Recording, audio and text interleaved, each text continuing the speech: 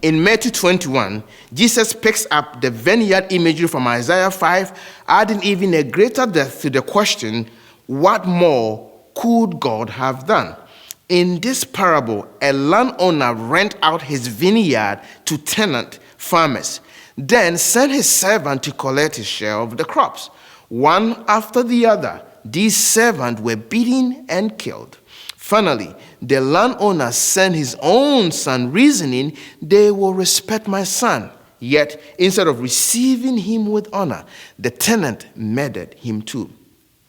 Just as in Isaiah's song of the vineyard, we see the owner doing all he can, providing the vineyard, caring for it, sending messengers. But in this parable, Jesus takes it a step further. The owner sends his own son. This detail shows the extraordinary length God goes to in order to reach his people. Rather than simply giving up, God continues to send servants throughout the Old Testament when he sent the prophet.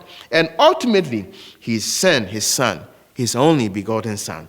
What more could we ask then that God in Christ will give himself for us?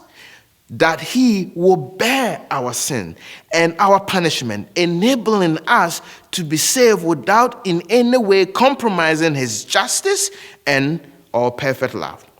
The death of Christ is that definitive, once for all demonstration of divine love.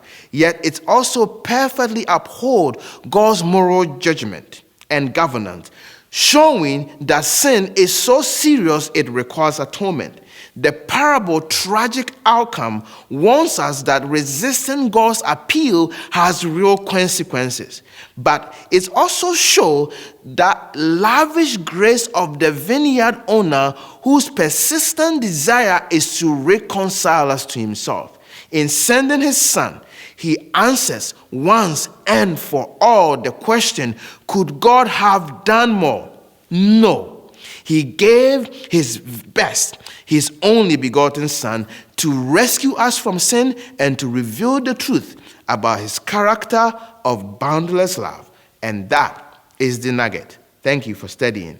I will see you tomorrow.